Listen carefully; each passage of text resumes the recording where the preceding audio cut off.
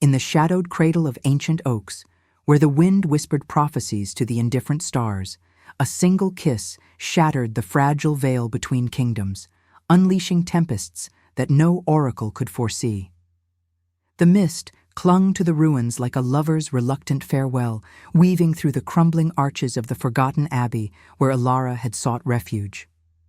She was 28, born in the fractured borderlands between the human realms and the veiled territories of the Eternal Ones. A Dhampir, half mortal, half shadow, her blood a cursed elixir that neither fully sustained nor fully rejected the night. Abandoned by her human mother in the fevered grip of childbirth's agony, and spurned by the vampire sire who had vanished into legend before she drew breath, Alara had wandered the edges of worlds, her body a battlefield of frailty and unnatural resilience. A wasting sickness gnawed at her veins, not quite consumption, but something deeper, a hunger that mirrored the immortal's thirst, yet left her perpetually on the brink of dissolution.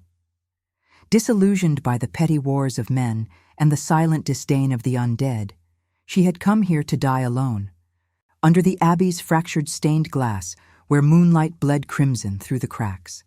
The air smelled of damp stone and decaying ivy, thick with the metallic tang of impending rain. Alara leaned against a weathered pillar, her breath ragged, each inhale a labored pull against the invisible chains tightening around her chest. Her dark hair, tangled and unbound, framed a face pale as moonlit marble, eyes the color of storm-tossed seas, reflecting a lifetime of quiet betrayals. She clutched a silver locket at her throat, an heirloom from her mother, etched with a thorny rose that never wilted, its petals forever caught in eternal bloom.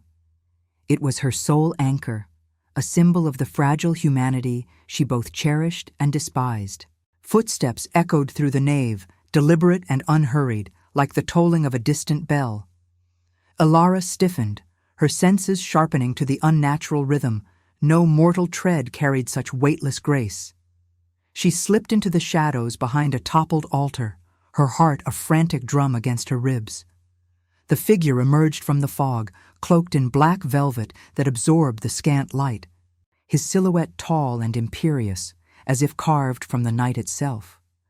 King Thorn of the Eternal Court was over a millennium old, his origins lost to the mists of a Saxon battlefield where he had first tasted the blood that bound him to immortality. Once a warlord who commanded legions with ruthless precision, he had become the reluctant sovereign of the vampire enclaves, his rule a delicate balance of shadowed alliances and unspoken guilts. The weight of centuries pressed upon him, the lovers he had watched wither, the betrayals that had toppled lesser kings, the ethical code he clung to like a fraying shroud, never to take without consent, never to sire without purpose. Solitude was his penance, etched into the fine lines around eyes that burned with the amber glow of restrained fire. A faint scar traced his jaw, a relic from a human life, silvered and unchanging, a reminder that even immortals bore marks of vulnerability. He paused in the center of the abbey, inhaling deeply, the scent of her, wild heather and faint copper, drawing him like a siren's call. "I sense you," he murmured, his voice a low timbre that resonated through the stones, rich as aged wine yet laced with sorrow. No need for fear. The night harbors no hunters this eve. Alara's pulse thundered, a betrayal of her Dhampir heritage that amplified every sensation. She should flee. The oracles of her kind had long warned of the Eternal King's touch. Chaos, they prophesied, if he dared bridge the divide with one like her. But her body, weakened by the illness that feasted on her marrow, refused to obey. She stepped forward, the locket cool against her fevered skin. "What brings a king to ruins?" she asked, her voice steady despite the tremor in her limbs. "Seeking ghosts, or something more tangible?" Thorn turned, his gaze locking onto hers with an intensity that peeled back layers of pretense. In that moment, the air thickened, charged with the scent of ozone and unspoken longing. He saw her not as a half-breed outcast, but as a mirror to his own fractured existence, mortal fragility entwined with eternal echoes. "Ghosts, perhaps," he replied, a ghost of a smile touching his lips. "Or redemption. The borders bleed with war, Dhampir. Human kings march on our shadows, and my own court fractures under whispers of treason. Yet here, in this forsaken place, I find equilibrium." She laughed softly, a sound brittle as autumn leaves. "Equilibrium? You speak as if the world hasn't already judged us both unworthy." Her hand brushed the locket, the thorny rose pressing into her palm like a promise of pain. Philosophy wove through her words, unbidden. Centuries of isolation had taught her that survival was not life, but a prolonged elegy. Why did his presence stir something dormant, a warmth against the chill of her decay? He approached slowly, the hem of his cloak whispering over the flagstones. The moonlight caught the scar on his jaw, making it gleam like a vein of silver in obsidian. "The oracles speak of curses," he said, his eyes never leaving hers. "They forbade my kind from the mestiza bloodline, claiming it would unravel realms. 3 kingdoms, mine, the human alliance, and the shadowed exiles, teeter on the edge of oblivion if the balance shifts." Alara's breath caught. She knew the prophecies. They haunted her dreams. Visions of fire and fallen thrones. Yet resistance flickered in her, a rational denial born of too many abandonments. "Then leave," she whispered, though her body leaned toward him, drawn by the gravitational pull of shared solitude. "Touch nothing that isn't yours to claim." Thorn halted mere inches away, the heat of his immortal form a stark contrast to the abbey's chill. The wind outside howled, rattling the ancient windows, as if the night itself held its breath. In his mind, dilemmas swirled. Duty to his fractured realm, the guilt of past sins that had cost him an empire's trust, the ethical vow to protect rather than possess. But her scent, her defiance, it awakened a hunger not for blood, but for connection, a redemption he had long forsaken. Their eyes met in the dim glow of a single candle flickering on the altar, its flame dancing like a heartbeat. The thorny rose locket swung gently between them, a silent witness. And in that suspended instant, as rain began to patter against the glass, Thorn reached out, his fingers brushing hers, not in conquest, but in quiet defiance of fate. The touch ignited a spark, unseen forces stirring in the ether. Far beyond the ruins, in distant courts, messengers spurred their steeds, bearing tidings of betrayal. The kiss that would follow would not be mere affection. It would be the fracture point, the choice between isolation and cataclysm. But as Alara's hand trembled in his, the first rumble of thunder echoed, a harbinger of wars unborn, and a love that promised both salvation and ruin. What oracle could warn of the heart's own rebellion? The rain fell in relentless sheets, drumming against the abbey's shattered roof like the fingers of impatient ghosts, each drop a cold accusation against the fragile barrier Alara had erected around her heart.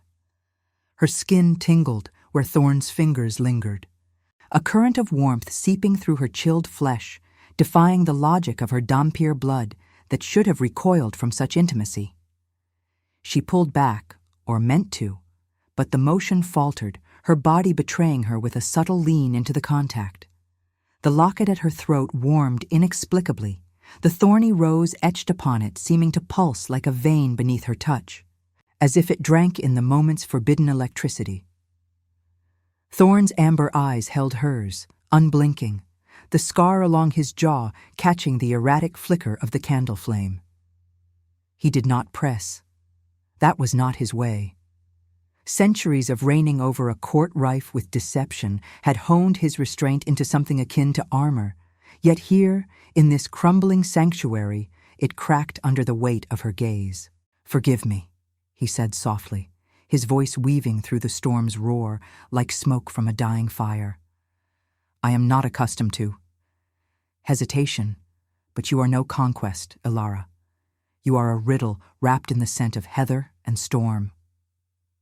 She swallowed, the taste of rain-slick air metallic on her tongue, mingling with the faint, ever-present bitterness of her illness, a shadow that coiled in her lungs, whispering of dissolution with every breath. Born of a union that shattered taboos, she had learned early that desire was a luxury for the whole, not the fractured. Her mother's final words, gasped through bloodied lips in a borderland hovel, echoed in her mind. Resist the night, child. It devours what it loves. And her father? A phantom, they said, a vampire lord who had fled the consequences of his fleeting passion, leaving her to navigate the scorn of both worlds. Disillusionment had been her constant companion, a desiccated rose mirroring the one in her locket, beautiful in its decay, a reminder that humanity's warmth faded while the shadows endured. "Why me?" she murmured, stepping back fully now, though the distance felt illusory, bridged by the invisible thread of their shared solitude. The wind howled through the arches, carrying the distant clamor of thunder that rolled like war drums across the shadowed valleys. Outside, the world teetered. Human armies massing at the borders, their iron and fire a blunt retort to the vampires' veiled incursions.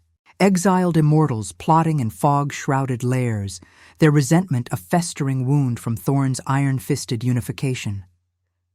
He bore the guilt of it all, the purges that had thinned his own ranks, the lovers turned to ash under mortal pyres, the ethical oaths he had sworn in the blood-soaked halls of his first eternal dawn. To touch her was to tempt not just personal ruin, but the unraveling of the fragile peace he had forged from chaos. Thorn's hand fell to his side, fingers curling as if to grasp at the emptiness. "The oracle's words haunt me as they do you," he confessed, his tone laced with the gravity of one who had outlived prophecies only to become ensnared by them.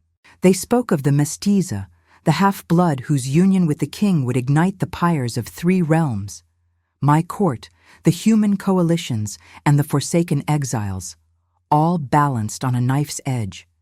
Yet in your eyes I see not destruction, but the mirror of my own exile. I, who was once a man of flesh and fury on Saxon fields, now rule shadows that slip through my grasp. Solitude is my throne, Ilara, but it is a cold one." She turned away, pressing her palm to the cool stone of a pillar, feeling the rough texture bite into her skin like a lover's reluctant grasp. The rain intensified, rivulets tracing paths down the stained glass, distorting the crimson moonlight into veins of blood across the floor. Introspection clawed at her. Was this pull mere delusion? A fevered fancy born of her wasting frame? Philosophy unfurled in her thoughts, unbidden, eternity was no gift, but a curse of endless witnessing, where love became the sharpest blade, carving away the illusion of choice. Death hovered nearby, invisible yet palpable, its breath a chill draft through the cracks, tempting her with the peace of oblivion. Why resist this king? This echo of her absent sire, when surrender might finally silence the ache. A gust rattled the windows, and Ilara spun back, her breath catching as Thorn closed the distance, not in pursuit, but in quiet inevitability. The air between them thickened, scented with wet earth and the faint, intoxicating musk of his ancient blood, a perfume of velvet and iron. "I should go," she said, rationalizing the storm within, her voice a fragile thread. "This, whatever it is, it invites the chaos they foretold. Wars brew beyond these walls, Thorn. Human envoys demand tribute in blood. My own kind whispers of uprising. Touch me, and you doom us both to the pyres." His expression softened, the amber in his eyes dimming to a somber gold, reflecting the candle's weary glow. Guilt etched deeper lines into his features, a map of moral quandaries etched over a millennium. He had sired no Dhampir in his long reign, honoring the ethical creed that bloodlines must not blur without consent's sacred weight. Yet here she stood, broken yet unbroken, her frailty a counterpoint to his indestructibility, a redemption he dared not name. "Doom or deliverance," he replied, his words a philosophical murmur against the tempest. Every immortal was once someone who chose not to die. What if our choice defies the oracles? What if love, resisted though it may be, redeems the damned? The locket burned against her chest now, the thorny rose an insistent prickle, as if urging her toward the precipice. Ilara's resolve wavered, the illness sapping her strength, leaving her limbs heavy as lead. She rationalized it away. The warmth in his presence eased the gnawing in her veins, a temporary balm against the inevitable fade. But inevitability had its own logic, pulling her forward until their breaths mingled, the space between them a charged void. Thunder cracked overhead, shaking the foundations, and in that shatter of sound, Thorn's hand rose once more, cupping her cheek with a tenderness that belied his regal poise. His touch was cool, yet alive, a paradox that sent shivers cascading through her. Ilara's eyes fluttered shut, resistance crumbling under the weight of longing she had long denied. Their lips met, not in conquest, but in quiet rebellion, a kiss born of shadowed confessions, soft as the rain, yet fierce as the storm it summoned. The world held its breath. Far across the mist-veiled borders, a human scout crested a hill, his torch catching the unnatural glow of vampire banners unfurling in defiance. In the exile camps, whispers turned to roars, blades drawn against the king's perceived betrayal. And within the eternal court, a traitor's quill scratched across parchment, sealing alliances with the winds of war. As they parted, Ilara's lips tingled with the taste of eternity, wine and salt, and unspoken promises. But in Thorn's eyes, she saw the dawning horror. The oracle's chaos had begun, not with a touch, but with this kiss, and the realms would pay in rivers of blood. What choice now remained, when love had already chosen them? The storm's fury had ebbed to a sullen murmur by the time Ilara and Thorn parted from the abbey's shadowed embrace, the rain now a veil of silver threads that blurred the line between ruin and rebirth. Her lips still bore the imprint of his kiss, a phantom warmth that warred with the chill seeping back into her bones, the illness stirring like a serpent roused from slumber. She walked beside him through the mist-shrouded paths, the thorny rose locket swaying against her chest, a talisman that now felt heavier, as if it had absorbed the weight of their defiance. The world beyond the oaks hummed with unseen tension, the air thick with the scent of wet earth and distant smoke, harbingers of the chaos they had unwittingly unleashed. Thorn's cloak billowed like raven wings in the faint breeze, his steps measured, each one echoing the deliberate cadence of a king who knew the cost of every choice. Guilt shadowed his features, etching deeper furrows around his amber eyes, eyes that had witnessed the fall of empires and the quiet erosion of souls. Born in the bloodied fields of a forgotten Saxon dawn, he had risen from a mortal warrior's grave to forge the eternal court from splintered clans, his rule a tapestry woven with threads of mercy and merciless necessity. Yet the purges lingered in his memory, the exiles he had banished to the fog-laced wilds, the human villages razed to stem the tide of holy wars, the lovers whose mortal spans he had watched unravel like frayed silk. To kiss her was to invite not just personal atonement, but the unraveling of the ethical vows that had sustained him. No union without consent, no blurring of bloodlines without purpose. Now purpose twisted into peril, and solitude, his oldest companion, cracked under the strain. They crested a hill overlooking the borderlands, where the human realms sprawled in torchlit clusters, their banners limp in the damp night. Ilara paused, her breath shallow, the wasting sickness coiling tighter in her chest, a dull ache that painted her vision with fleeting spots of darkness. Abandoned at birth in a hovel reeking of herbs and despair, She had clawed her way through a life of half-measures, neither fully embraced by the vampire's shadowed enclaves nor pitied by the mortals who feared her pallid strength. Disillusionment had been her forge, tempering a spirit that rationalized every longing as folly. Why this king, this echo of the father she had never known? The kiss had been inevitable, a gravitational surrender, yet resistance flickered still, a philosophical bulwark against the curse of eternity. "We should turn back," she said, her voice a whisper laced with the rasp of exertion. The oracles didn't prophesy whispers, they foretold fire. Feel it, the air tastes of iron and ash. Thorn nodded, his scar catching the moonlight like a silvered vein, a remnant of the blade that had ended his human life and birthed his immortality. He sensed it too, the subtle shift in the winds, carrying the faint clamor of hooves and steel from the valleys below. Messengers from his court, no doubt, spurred by the traitor's ink that had already spread word of his betrayal. The exiles, those forsaken immortals nursing grudges from his unification wars, would seize the moment. Human kings, ever eager for divine justification, would rally their inquisitors. 3 realms, his eternal dominion, the mortal coalitions forged in iron and faith, and the shadowed fringes of the outcasts, now teetered on the precipice of their kiss.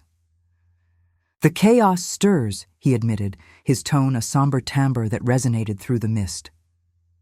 "But turning back is no longer ours to choose. Every immortal was once someone who chose not to die, Alara. What if this choice redeems us both? From guilt, from decay?" She met his gaze, the thorny rose locket pressing into her palm as she clenched her fist, its petals a textured reminder of beauty's bite. Introspection flooded her. The kiss had awakened something dormant, a vitality that eased the gnaw in her veins, yet it rationalized nothing. Death lingered at the edges, invisible fingers brushing her fevered skin, offering the mercy of final rest over the torment of endless war. The night smelled of pine and impending violence, the ground soft underfoot, yielding like flesh to the first wounds of battle. "Redemption," she echoed, a bitter laugh escaping her lips. "Or just another layer of suffering. My blood is a bridge too far, Thorn. Your court will see me as the spark, the humans as the devil's whore, the exiles as the excuse to reclaim what you took." He reached for her hand but paused, restraint a ethical tether he refused to snap. Instead, they descended the hill in silence, the path winding toward a forgotten watchtower that pierced the fog like a skeletal finger. Inside, the air was musty with the scent of aged wood and forgotten incense, a single candelabrum casting golden pools across dust-moated beams. Alara sank onto a weathered bench, her body protesting with a wave of dizziness, the illness a relentless tide eroding her edges. Thorn stood by the narrow window, his silhouette framed against the storm-scarred sky, listening to the world awaken to wrath. A distant horn blared, sharp as a blade's edge, followed by the thunder of approaching riders. Thorn's expression hardened, the king surfacing over the solitary confessor. "They come," he murmured, turning to her with eyes that burned anew. "My emissaries, or perhaps the first wave of retribution.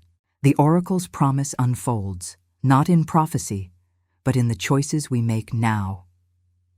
Alara rose, strength borrowed from desperation, her fingers tracing the locket's thorns until a bead of blood welled, warm and real against the chill.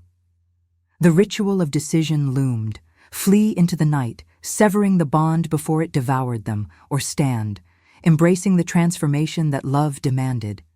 Even as kingdoms crumbled, philosophy clashed within her. Eternity's beauty lay in its suffering, a canvas for redemption where memory outlasted flesh. But the cost? Rivers of blood, betrayals etched in stone, the light of their union casting long shadows over the innocent. Outside, the riders crested the ridge, torches flaring like accusatory eyes. Thorn extended his hand, not in command, but in quiet entreaty. Choose with me, Alara. Life, death, love, they entwine here in this moment. She hesitated, the blood from her palm dripping onto the stone floor, a crimson bloom mirroring the rose's eternal petals. The first shouts echoed, steel clashing in prelude to war. In that suspended breath, as the candelabram's flames danced wildly, Alara's choice crystallized, not surrender, but defiance. She took his hand, their fingers interlacing with a texture of resolve and regret, the locket pulsing like a second heart.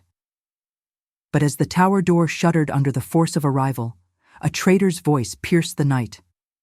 The king has fallen to the mestiza's curse. The realms unite against him. The emotional precipice yawned wide, love's redemption now a beacon for cataclysm, forcing them into the fray where every step promised both salvation and slaughter. What silence could contain the roar of a heart's unyielding rebellion? And now, I invite you to leave a trace of your presence in the comments. Tell us where in the world you're watching from, and the exact hour you hear this story. We wish to know how far these immortal confessions travel, and at what moments of the night they find you.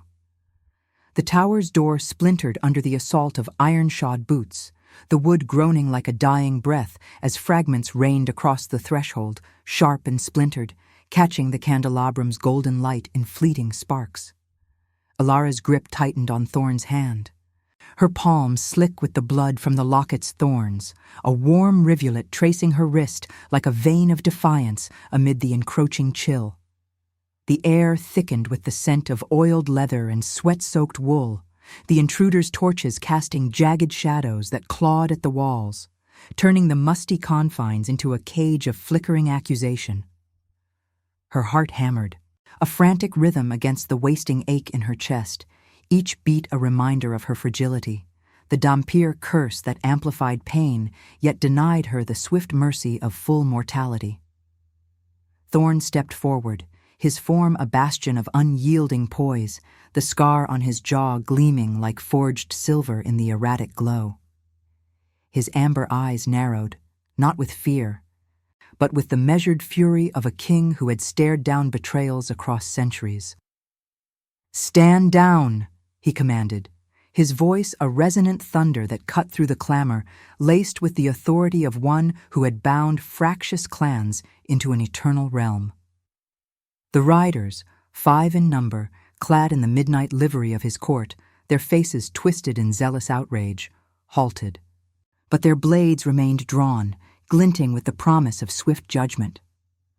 At their fore stood Lyrian, a once loyal captain whose exile Thorn had spared a decade prior, his features gaunt from years in the shadowed fringes, eyes burning with the resentment of the Forsaken. "The oracle's curse walks among us," Lyrian spat, his gaze locking onto Alara with venomous precision, the torchlight etching hollows in his cheeks. "You, king, have kissed the mestiza. The whispers spread like plague. 3 realms stir. Human inquisitors rally at the borders, their pyres lit for our kind. The exiles arm in the mists, claiming your weakness as our salvation. And your own court fractures, alliances crumbling under the weight of this abomination." His words hung heavy, textured with the bitterness of old wounds, the purges Thorn had enacted to unify the vampires, banishing dissenters like Lyrian to the wilds where survival meant scavenging on the edges of mortality's light. Alara pressed closer to Thorn, the wool of his cloak rough against her arm, a tactile anchor amid the vertigo of her illness. The room spun faintly, her vision blurring at the edges, the gnawing in her marrow flaring like embers stirred by the intruder's heat. Born in the borderland's squalor, abandoned to the mercy of herbalists who feared her unnatural vigor, she had rationalized survival as a solitary vigil, resisting any pull toward the eternal shadows that mirrored her absent sire. Yet this king, his ethical restraint, his solitude etched in every measured gesture, had unraveled that armor. The kiss lingered on her lips, a taste of spiced wine and salt-kissed resolve, awakening a vitality that warred with her decay. Philosophy coiled in her thoughts. Was love a redemption or a delusion?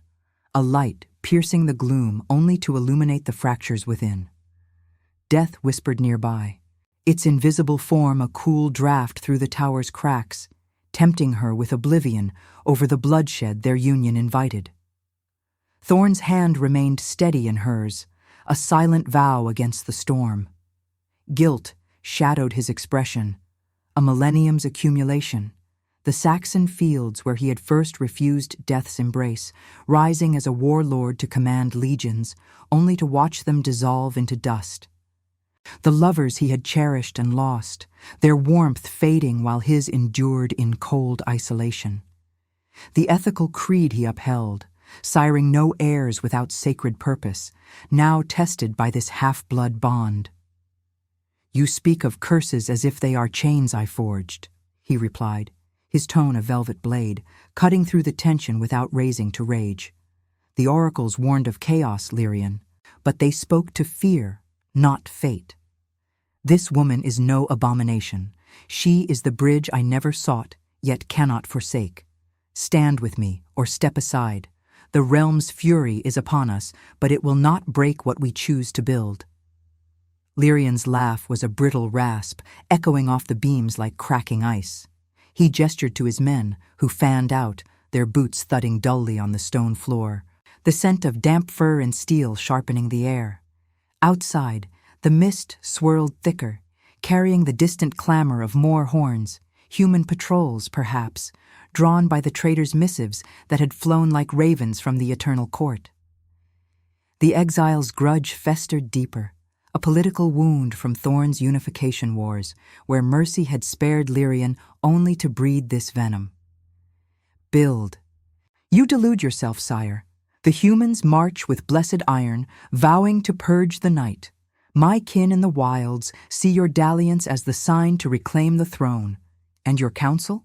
They plot in velvet halls, whispering of regicide to avert the oracle's doom." He lunged forward, blade arcing toward Alara, a flash of silver intent on severing the forbidden tie.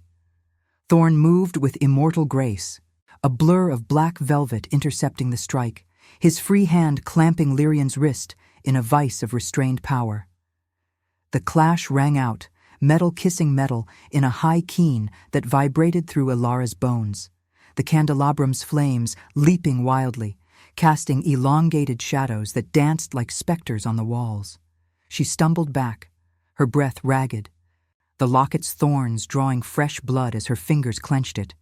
A ritual of sorts, the crimson bloom on her skin mirroring the rose's eternal defiance.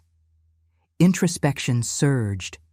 This violence was their legacy, the cost of a love resisted yet inevitable, where choice meant not escape, but confrontation. The illness clawed deeper, a fiery coil in her lungs, yet Thorn's presence infused her with borrowed strength, a philosophical tether. Eternity's beauty lay not in avoidance, but in enduring the shadows for a glimmer of light. The scuffle intensified, Thorn disarming Lyrian with a twist that sent the blade skittering across the floor, its edge scoring the stone in a trail of sparks.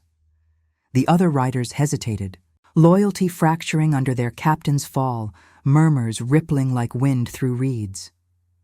"Enough," Thorn growled, releasing Lyrian with a shove that pinned him against the wall, the traitor's breath coming in harsh gasps. "You were spared once for your honor. Do not force my hand to reclaim it." The air hummed with unspoken dilemmas, mercy or justice, isolation or alliance, the ethical weight of a king's restraint against the tide of war. Alara stepped forward, her voice steady despite the tremor in her limbs. "This isn't abomination," she said, meeting Lyrian's glare, the torchlight gilding her pale features in hues of old gold. "It's choice. The oracles feared what they could not control, a union that defies the divides. Join us or fuel the pyres yourself." Her words carried the texture of her suffering, raw and resonant, the blood from her palm staining Thorn's sleeve as she touched his arm. An intimate gesture amid the chaos, binding their fates. Lyrian slumped, defiance crumbling into wary calculation, his eyes flicking to the window where silhouettes gathered in the mist. Reinforcements or foes? The realms declare war at dawn, he muttered. Rising slowly, human envoys cross the river. Exiles muster in the hollows. Your kiss has lit the fuse, king. What redemption awaits in rivers of blood? Thorn released him, turning to Alara with eyes that held the depth of shadowed confessions. The ritual of revelation crystallized in that gaze, not a siring but a vow to face the cataclysm together, transforming curse into purpose. Yet as the riders withdrew, dragging their fallen leader into the night, a deeper horn wailed from the borders, closer now, laced with the cries of clashing steel. The thorny rose locket pulsed against her skin, warm as a promise, but the air grew heavy with the scent of smoke and betrayal. Love had redeemed them, but at what cost? As dawn's first pallor bled through the mist, Alara realized the true choice loomed, not survival, but the soul's unyielding forge in the fires of war. What light could endure when shadows claimed the throne? The mist clung to the tower's jagged silhouette like a shroud woven from forgotten regrets, its tendrils coiling around Alara and Thorn as they slipped into the shadowed underbelly of the borderlands, the night's breath heavy with the acrid promise of smoke. Her hand, still laced with his, throbbed from the locket's thorns, the blood now dried into a crusty map of crimson veins across her skin, a tactile echo of the kiss that had fractured the realms. Each step jarred her weakened frame, the wasting sickness surging like a tide in her chest, turning every inhale into a labored rasp that tasted of iron and damp wool. She leaned into Thorn's steady presence, his cloak enveloping her like a velvet barrier against the chill. Yet the contact stirred a forbidden warmth, easing the gnaw in her marrow, even as guilt twisted in her gut. Why cling to this king, this harbinger of chaos, when her body already whispered of surrender to the invisible reaper that shadowed her every path? Thorn moved with the fluid grace of centuries, his amber eyes scanning the fog-laced tree line, the scar on his jaw a pale crescent under the moon's indifferent gaze. The confrontation in the tower lingered in his mind like a festering wound, the ethical fracture of sparing Lyrian once more, only to invite deeper betrayal. Born amid the Saxon clashes where blood had baptized him into eternity, he had built his court on vows of restraint. No needless death, no blurred bloodlines without the sanctity of mutual choice. Yet here he was, bound to this Dhampir whose frailty mirrored his own buried vulnerabilities, her illness a poignant reminder of the mortality he had forsaken. Solitude had been his ethical armor, a penance for the purges that had exiled dissidents like Lyrian, for the human wars he had quelled with shadowed diplomacy, only to watch lovers fade into graves.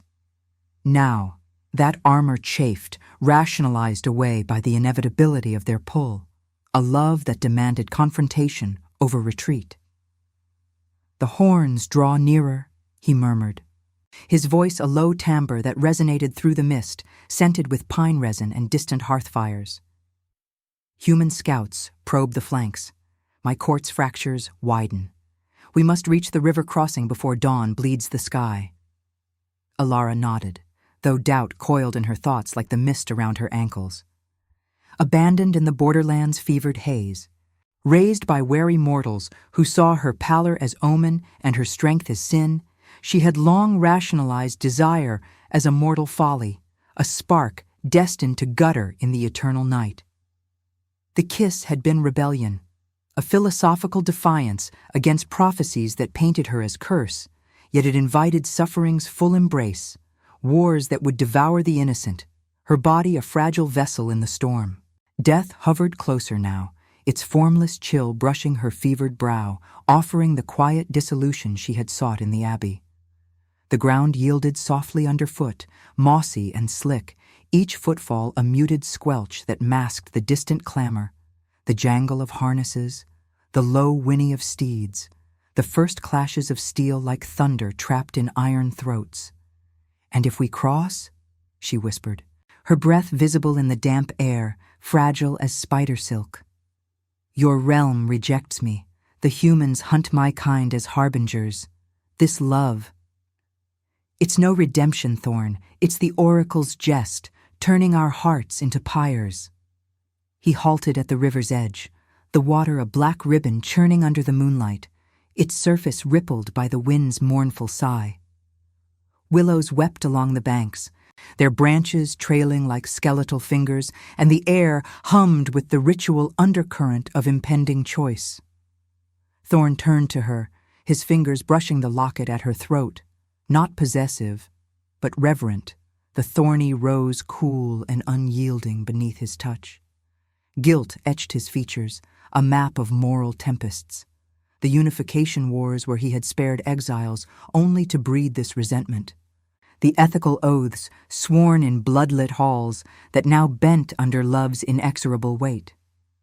Every immortal was once someone who chose not to die, he said, his words a philosophical anchor amid the rush of waters. I chose eternity to protect, not to possess. But you, Alara, your blood sings of bridges unbuilt, of transformation that defies the divides. The realms declare war not because of our kiss, but because it exposes their fears. Human frailty clinging to shadow, eternal isolation pierced by mortal light. Here, at this crossing, we choose, not flight, but forging. Bind with me, not in blood, but in vow. Let this locket be our seal, its thorns a reminder that love redeems through pain. Her pulse quickened, the illness flaring in her veins like liquid fire. Yet his proximity infused a borrowed resilience, a sensual undercurrent that made her skin tingle with the texture of velvet and stone. Introspection flooded her. Resistance had been her shield, rationalizing this bond as fever dream, but inevitability pressed like the river's current, pulling her toward the precipice. The locket warmed in his grasp, the rose's petals seeming to unfurl in her mind's eye, eternal and defiant. Death's whisper grew faint, overshadowed by the philosophical allure of their union, a tragedy redentora where suffering birthed purpose, where choice meant embracing the shadows to claim the light.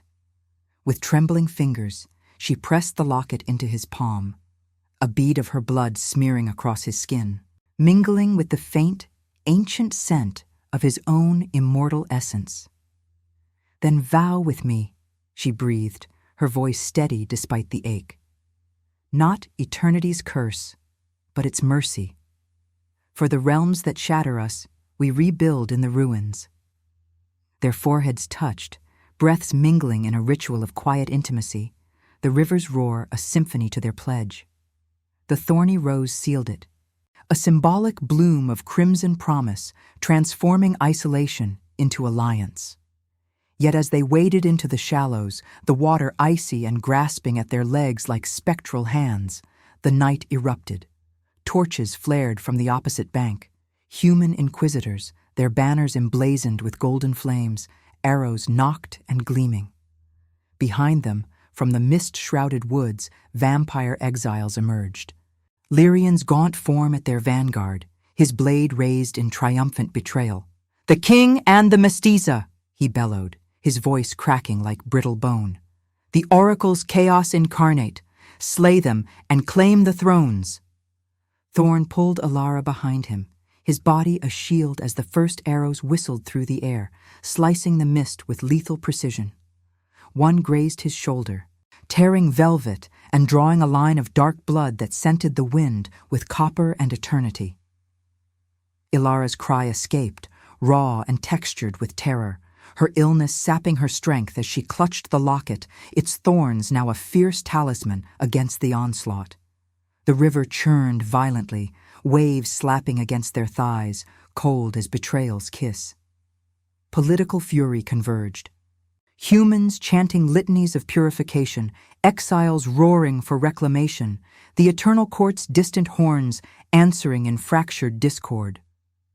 Thorn's mind raced with dilemmas: strike back and escalate the slaughter, or hold, preserving the ethical core that defined him. An arrow found its mark in the water near Ilara's feet, splintering the surface in a spray of foam and moonlight. She stumbled, the current tugging at her, but Thorn's arm encircled her waist, hauling her toward the far bank amid the chaos. "Hold to the vow," he urged, his voice a anchor through the din, amber eyes fierce with resolve. Yet as they neared the shore, a shadow detached from the exiles' ranks, a cloaked figure, hooded and silent, extending a hand not in attack but invitation. The hood fell back, revealing a face from Thorn's shadowed past, his once consort, long thought lost to mortal pyres, her eyes gleaming with the cold fire of resurrection and revenge. "Join me, my king," she whispered, her words carrying over the fray like poisoned silk. "Or watch your new love drown in the blood of 3 realms." The revelation struck like lightning, freezing Alara in the shallows, the locket burning against her chest as the armies closed in, blades flashing in the torchlight. Love's redemption teetered on this betrayal's edge. What choice could forge light from such devouring shadows? The river's icy grip clawed at Alara's legs, the current a relentless serpent coiling around her waist, pulling her deeper into the churning black where moonlight fractured into shards of silver despair. Water splashed against her skin, cold and textured like the bite of unyielding fate, mingling with the metallic tang of blood from Thorn's grazed shoulder, a dark rivulet tracing his arm and staining the waves. Her breath came in sharp gasps, the wasting sickness blooming in her chest like thorns unfurling, each heave a labored defiance against the flood that sought to claim her frailty. The locket at her throat pulsed hotly now, the thorny rose etched upon it a burning emblem of their vow, its petals seeming to drink in the chaos as if alive with the pulse of forbidden redemption. Why had she bound herself to this king? This echo of shadows she had long resisted when the world itself conspired to drown their fragile light? Thorn's arm tightened around her, his immortal strength a bulwark against the torrent, his body shielding her from the whistling arrows that sliced the mist like vengeful whispers. The scar on his jaw caught the torchlight from the banks, a silvered reminder of vulnerabilities long buried, now exposed in the fray. Centuries of ethical restraint, vows sworn in the blood-soaked crypts of his Saxon rebirth, where he had risen to forge unity from splintered clans, warred within him, a philosophical tempest. He had spared exiles like Lyrian, tempered purges with mercy, watched lovers dissolve into dust, while solitude became his crown of guilt. Yet this Dhampir, with her mortal decay mirroring his eternal isolation, had unraveled that creed. The kiss, resisted as delusion, inevitable as the tide, now summoned not just war, but this specter from his past. A consort he had mourned, her pyre's ashes scattered in a human purge he had failed to prevent. "Isolde," he breathed, the name a ragged confession lost to the roar, his amber eyes locking onto the hooded figure on the far bank. "You were lost to flame. How?" Isolde's lips curved in a smile sharp as fractured glass, her features unchanged by the years, pale as polished ivory, eyes gleaming with the cold amber of resurrection, her cloak billowing like raven feathers in the wind that carried the clamor of converging armies. Once his equal in the eternal court's shadowed halls, she had been his anchor through unification wars, her counsel a velvet thread weaving alliances from betrayal. But mortal hunters had claimed her, or so the tales went, her body consigned to inquisitorial fires as punishment for loving the night. Now she stood amid the exiles, Lyrian's gaunt form at her side, his blade raised in silent allegiance, the humans' torches flaring behind them like accusatory stars. "Lost?" she echoed, her voice a silken venom threading the din, resonant over the splash of waves and the twang of bowstrings. "You left me to burn, Thorn. The pyres of your mercy spared the realm, but not your own blood. I clawed back from ash, forged anew in the exile's hidden rites, eternity's gift twisted by your absence. Join me now, reclaim the throne untainted by this half-blood whore, or watch her drown, and 3 realms with her, in the oracle's promised flood." Alara's fingers dug into Thorn's arm, nails biting through velvet to the unyielding muscle beneath, a tactile anchor amid the vertigo of revelation. The water lapped higher, soaking her gown in heavy folds that clung like spectral hands, the illness sapping her limbs to leaden weight. Abandoned at birth in the borderland's reeking hovels where her mother's dying gasps had cursed her hybrid veins, she had rationalized every longing as peril, a philosophical exile from the warmth of connection. Yet Thorn's vow at the river's edge had ignited something deeper, a transformation resisted yet blooming, where love's suffering promised not curse, but the beauty of chosen endurance. Death pressed close now, its invisible chill seeping through the current, whispering of quiet release from the wars their union had birthed. Human inquisitors chanting litanies of purification, their iron arrows blessed against the night, exiles roaring for reclamation. Lyrian's resentment a festering scar from Thorn's old purges. The eternal court fracturing in distant spires, traitors sealing pacts in blood-inked scrolls. The air reeked of wet fur, scorched pine, and the faint, acrid bite of fear sweat, textures of impending cataclysm that made her skin prickle. Thorn's body tensed, a low growl rumbling from his chest like distant thunder, his free hand extended not in attack, but restraint, a ethical tether fraying under the weight of moral crossroads. Guilt surged through him, a millennium's echo, the lovers he had failed, the realms he had unified only to see splinter, the solitude he had embraced as penance now shattered by this impossible triad. "I mourned you, Isolde," he called, his timbre steady against the fray, philosophical depth underscoring the words. "Your pyre was my chain, a reminder that even immortals bleed for choices unmade. But Alara is no taint. She is the light I never sought. The bridge across divides the oracles feared. Every immortal was once someone who chose not to die. I choose her, not ruin. Stand down, and let redemption claim us all." Isolde's laughter sliced the night, brittle as cracking ice, her hand gesturing to the banks where forces converged, human ranks swelling with armored zealots, exiles' shadows multiplying like ink in water, the first clashes of steel ringing out as scouts met in bloody prelude. An arrow grazed Alara's shoulder, tearing fabric and drawing a hot line of pain that blurred her vision, the locket's thorns mirroring the wound in a ritual of shared suffering. She cried out, the sound raw and intimate, her body slumping against Thorn as the current dragged them toward the deeper channel. Introspection clawed at her. This love, inevitable despite resistance, transformed decay into purpose, yet demanded a choice sharper than any blade: cling to the vow, forging alliance from betrayal, or release him to Isolde's shadowed mercy, sparing the realms her cursed blood. Thorn hauled her upward, his strength defying the flood, wading fiercely toward the bank where Isolde waited, her expression a mask of wounded allure. Lyrian lunged from the shallows, blade arcing, but Thorn parried with a fluid twist, sending the traitor sprawling into the foam. The river boiled with motion, arrows hissing, waves crashing, the wind howling, prophecies fulfilled. Ilara's hand found the locket, pressing it to her lips in silent ritual, the thorny rose a vow renewed. Not death's embrace, but life's defiant bloom amid the thorns. As they crested the bank, mud sucking at their boots with viscous reluctance, Isolde stepped forward, her fingers brushing Thorn's cheek in a touch laced with old fire. "Choose wisely, my king," she murmured, eyes flicking to Alara's paling form. "Her frailty ends in dawn's light, mine endures." The armies closed, torches merging into a sea of flame, the air thick with the clamor of war cries and clashing iron. Thorn's gaze met Alara's, amber depths holding a silent entreaty, the revelation of true choice.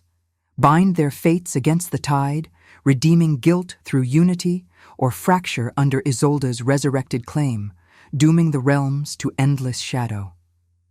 Her illness flared, vision dimming to crimson haze, yet in that precipice, love's light pierced the gloom, a transformation whispering of eternity's mercy. But as Isolde's hand tightened on his arm, pulling him toward the exile's ranks, Alara slipped to her knees in the mud, the locket falling open to reveal a faded portrait. Her mother's eyes, stormy and unyielding. What vow could withstand a past reborn in vengeance, when redemption demanded the heart's final, shattering surrender? If this story has already captured you, leave a like. It helps the voices of those who chose eternity reach more hearts.